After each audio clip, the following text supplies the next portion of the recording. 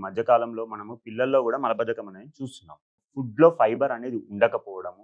So, ఎక్కువ roasted foods గానీ, oily foods గానీ, జంక్ ఫుడ్ గానీ ఎక్కువ తినడం వల్ల ఏమవుతుంది అంటే పిల్లల్లో కాన్‌స్టిపేషన్ అనేది చూస్తున్నాం మనం. దాంతో పాటు పిల్లల్లో స్ట్రెస్ ఎక్కువైనప్పుడు పిల్లల్లో ఏమవుతుంది అనంటే ఆటోమేటిక్‌గా ఈ డైజెషన్ ప్రాసెస్ అనేది స్లో అయిపోతుంది.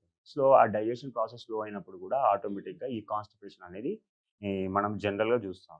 పిల్లల్లో ఇవన్నీ నార్మల్‌గా ఉండాలి అనంటే ఫిజికల్ యాక్టివిటీ ఎక్కువుండాలి. మంచి డైట్ తీసుకోవాలి. ఫ్రూట్స్ అంటే ఎక్కువ మనం పోమోగ్రానేట్స్ గానీ, లేదంటే యాపిల్ గానీ, కీరా గానీ, క్యారెట్ గానీ, దాంతో పాటు ఎక్కువ మనకు ఫైబర్ రిచ్ ఉన్న ఫుడ్స్ కంపల్సరీ డైలీ బనానా తినిపియడం గానీ, దాంతో పాటు అంజీరు, బాదాం, పిస్తా ఇలాంటివి తినిపియడం వల్ల గూడా ఏమవుతుందంటే ఫైబర్ అనేది మనకు చెందుతుంది గాబట్టి ఇంకొకటి రెగ్యులర్‌గా వాటర్ ఇంటేక్ అనేది పిల్లల్లో ఎక్కువుండాలి. స్కూల్‌లో ఏమవుతుందంటే కొంతమంది టీచర్స్ స్కూల్ క్లాస్ మధ్యలో ఊరికే టాయిలెట్‌కెళ్ళడానికి పర్మిషన్ అడిగితే టీచర్ భయపెట్టిస్తుందని కొంతమంది పిల్లలు ఏం చేస్తున్నారు అనంటే వాటర్ గూడా తక్కువ తీసుకుంటున్నారు. ఎప్పుడైతే వాటర్ ఇంటేక్ తక్కువైపోతుందో అంటే మోషన్ ఈజీగా బయటికెళ్ళదు. మోషన్ ఈజీగా బయటికెళ్ళదు కాబట్టి కాన్‌స్టిపేషన్ డెవలప్ అయితుంది.